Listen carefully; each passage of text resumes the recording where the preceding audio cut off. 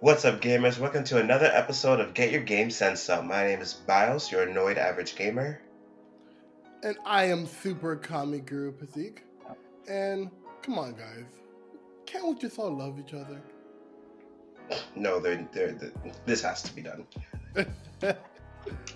Okay, so last week was the Inside Xbox May 2020 reveal, and the event was titled the Gameplay Reveal Event. And after the event, a lot of people were kind of mad about saying that there wasn't actual gameplay being shown off. Me personally, as knowing how the industry works, I got exactly what I expected out of the event, but people were expecting something else. I guess they were expecting more deep dive trailers. So I guess the community is kind of upset about the event, and people are saying it's the first misstep Xbox has made since they've announced the Series X. What do you think? Like, do you think people are going a bit crazy over the event that came out? I don't think people. Okay. Overreacting, sure, but is it justified? Yes, because that's what it's the same thing. What happened when Sony did their, oh, we're gonna have our reveal of the PS5 or blah blah blah, and then it was nothing but a tech demo with what's his name sitting there talking to a fake audience for 30 minutes. So people had an hour, but yeah. An hour. So people had an expectation. They wanted to see gameplay. Like everybody was talking about gameplay. Ubisoft was going to show off gameplay for Assassin's Creed there first. Xbox is saying we're going to have a gameplay event. Be here to watch our gameplay. Even in the event itself, when it first started, the host literally said, "We have so much gameplay from all our devs to show you. We're going to do it right here first, da da da," and they didn't really show any gameplay. Sure, it was quote-unquote in-game engine footage, but that's not gameplay. That doesn't reveal to people how the game is going to look like when they actually play it. Because you could make in-game engine stuff or whatever pretty. People know that it will look good, but they wanted to see what the game is actually capable of on that hardware.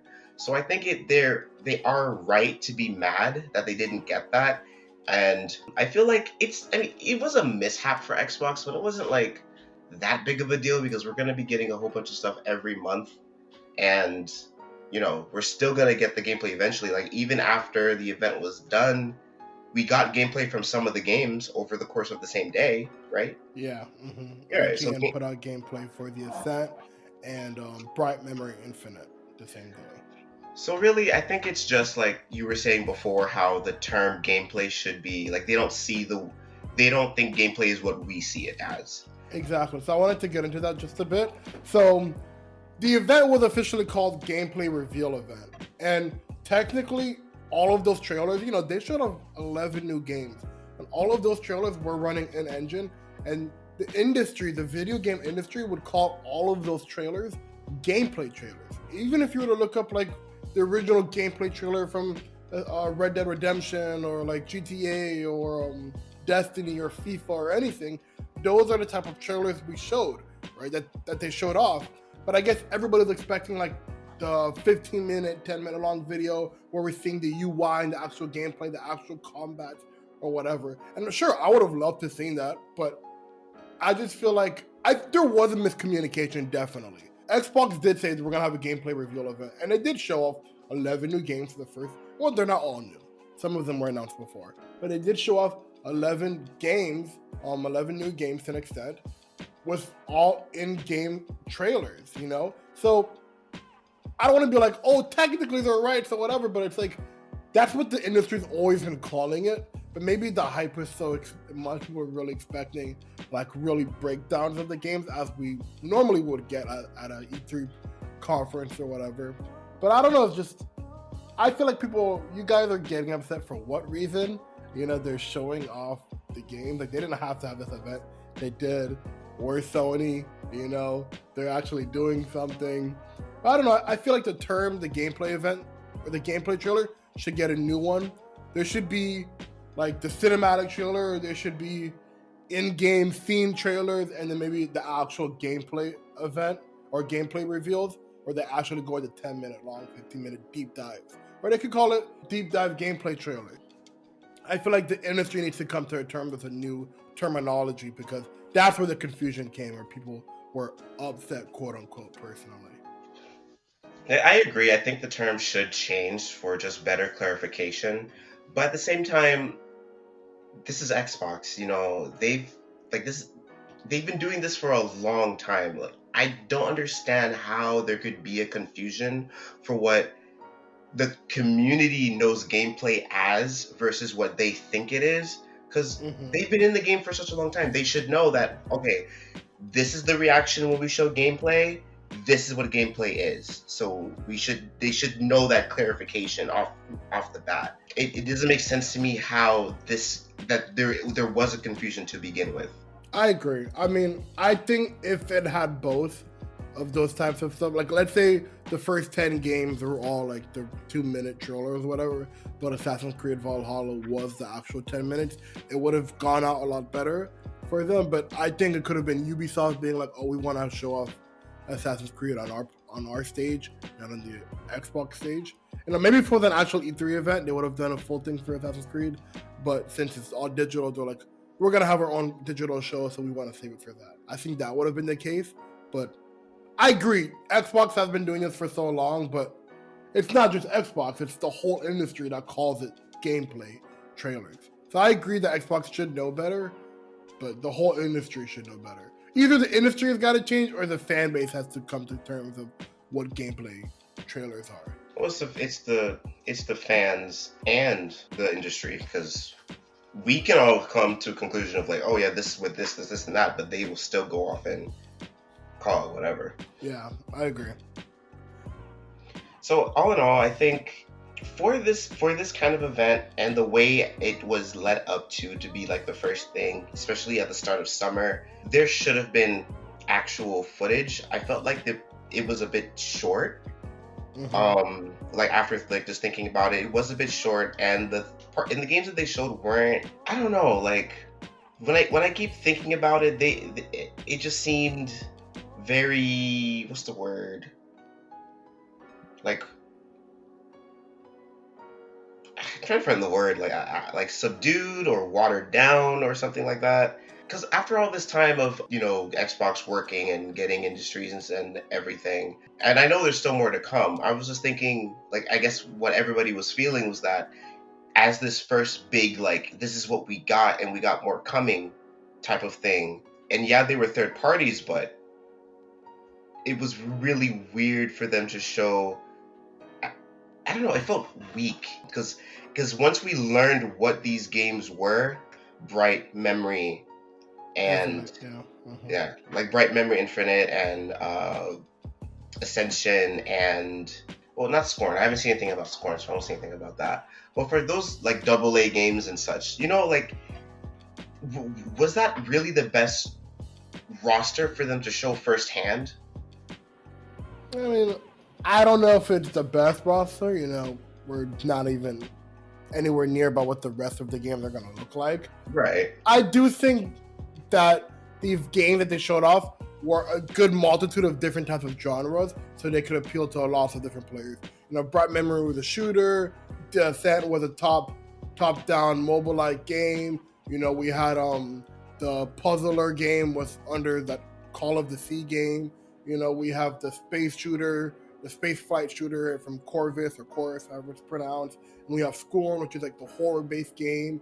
And then we have the Medium, which is another like Silent Hill type of game. I feel like it was a lot of different, like they just wanted to show all these different types of games. Of course there was the Bandai Namco game, just for all the anime weebs out there. You gotta support your weebs, And I feel like, sure, those aren't AAA games, none of them. Maybe a couple of them might have been like the Bandai Namco, but I feel like they were just like, let's try to appeal to all different types of gamers.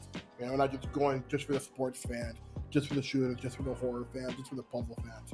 When I look at it like that, as 11 different types of games that were just like a good variety of each one, and they looked to be, not indie developers, they were a bit higher. The game right. To me, it was a good event in that sense. Since they were able to show off 11 different games that were all different, no two games looked alike, in my opinion. I do want to ask, so like after the event, I don't know if you've seen, there's been a lot of articles and a lot of videos been made about next gen and how we should temper our expectations Yeah. on the whole next gen, because they're saying we've reached the cap of what we're gonna do now. So everything next gen is either 60 FPS or the lighting, the audio, the Mhm. triangles. Sorry, and just stuff like that. They're saying, oh, it's not going to be as big of a jump as was 360 to the one or the PS3 to the PS4. After seeing that event, and of course, like what we've seen from PlayStation, do you think that's the case, really? Yeah, this is kind of what I was talking about before, where we are just getting to that point where the hardware for the next for consoles are catching up with PC, or at least up to that standard where there's not much left really besides just going to the next uh, platform, which would be VR. And because if you think about it, we have the PlayStation 4 and Xbox One have the hardware to do massive cinematic open world games. The next Mm-hmm. step from that is to have 1440p for maximum resolution and better frame rates, 60 to 140, whatever, 120, blah blah blah. So when you have that, there's just not that big of a jump from last gen and this gen. And current gen is not going to really, next gen is not going to utilize the fullness of that hardware until much later. And then, because if you think about it, there's not much left to go. Because if you look at PC, they haven't really gone that far. And PC is supposed to be the master class, the leading. I mean, PC, they got, they get uncapped frames. They got ray tracing like 2 years ago, Right. give or take. But now Yeah, we're getting it. But if you look at it, they haven't gone, like, they haven't done anything more. I Like, guess. I agree. you see what I'm saying? So, like, the upcoming generation is going to be a big changer. Like, trust me, we're gonna get spoiled with those frames. But like, if you look at like how I was saying before, like when I get a PC, I'm not too crazy about having 1440p maximum resolution. All I really care about is having better frame rates, because the game just looks and feels better that way. And for the next gen, when they start releasing their subclass, like the Xbox Series S or PlayStation 5 Slim, yada yada, those things will be holding 60 to maybe 100 frames, and the games will still be powerful and feel great with ray tracing and stuff like that. So the future is not going to be with these consoles. The future would be something completely different, like just like VR, like actually putting a lot of focus in VR and seeing where that leads. Because now you're just taking the gaming experience to a whole new level. At this point, and possibly the future, I don't see it going much further than that. All right. With that said, um, so the last generation, the PS3 and the 360, I think they were supported for about 2 full years. I mean, the 360 is still supported until the PS3 to an extent, but like Mhm. new games like Destiny, where they're putting out still expansions out, whatever, they give it the 360 about 2 years. You Mhm. know, um, do you think that window will be larger for this next generation? Instead of 2 years, it'll be 5 years. Where they're still making games for the 360. I mean, for the Xbox One and the PS4. Or will it still like? Do you think 2 years is a good amount of time for him? Like, we gotta stop developing for the old. You know. It depends on how quickly another platform like VR, for example, would take off. If it ends up being a big hitter 2 years into the life cycle of next gen, it could end up being cut off just to support the next thing. But if not, yeah, I can definitely see it going for the full 5 years, because now that they've technically caught up, like if the next gens are, like they really hold their own with all this new hardware and tech and software, if they really do it to really be comparable and to PCs, then yeah, it could last 5 years. Because the developers won't really like take full advantage of what these things can do until 2 years, 2 3 years ish into that life cycle. You know, that's when we start seeing like oh, now they're experimenting with this type of gaming experience and stuff like that. Because before it was that push for open world and being able to live in these big worlds, a lot of NPCs, or trying to have like what Amazon is doing, having Google, where they're planning, quote unquote, if it ever comes to have like 1,000 people in a world fighting or experiencing the game together, that type of stuff. So I don't know. I just feel like I personally think 2 years is a good amount of time, maybe 3 at max. Because I will agree with you and say like the Xbox One X and the PS4 Pro don't seem that much of a difference between the Series X and the PS5. But when we're talking about the base PS4 and especially the base Xbox One or Xbox One S, there's a huge difference. I feel like those like a game that'll be made like let's say Spider-Man 2 or whatever. I feel like a game like Spider-Man 2 would be really hindered if it was also being developed for the original PS4. Spider-Man 2 wants to be a PS5 game. They want to cross-platform. I thought they could do so much more on the PS5 than they could do on the base PS4. Remember, Destiny had that exact problem. It's like, oh, the Xbox One and the PS4 could do a lot, but the 360 is really holding us back. Like, sure, the X and the Pro are powerful for what they are right now, but the base standard consoles, because remember, they're not only making games for the X or for the Pro, they're making for the standard models. And I feel like those would be the reason to be like, hey, even though the X and the Pro could keep up, the base models couldn't, so we have to leave them behind. So I think 2.5 years would be a good amount of time to be like, all right, the industry's moving on. Well, that's the thing, because that's just not the case with current gen and next gen. The PS3 and the Xbox 360, they were limited consoles because the PS4 came in with that next step, with the actual hardware to push those boundaries even further, and that's what we've seen with the games that came out. PlayStation 3 and PlayStation 3 and Xbox 360, it was very apparent of how limited they were in terms of their graphical fidelity and what's the other word? But yeah, no, basically like their graphics and their performance. That was their biggest downfall. But when the PS4 and Xbox One but I'm saying the base Xbox One and the base PS4, between those two consoles to the next generation, that's a big jump. The X and the Pro aren't as big of a jump, but the base models, I will say that's a big jump. If you're coming from a basic PS4, basic Xbox One, I know people that have the original Xbox One. They never got the S or the X or whatever.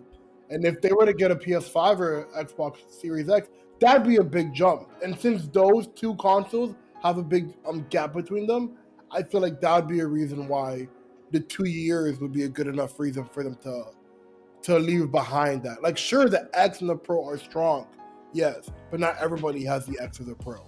But they would have to leave it all behind. They can't just make it for the X and the Pro and not the basic one and the PS4.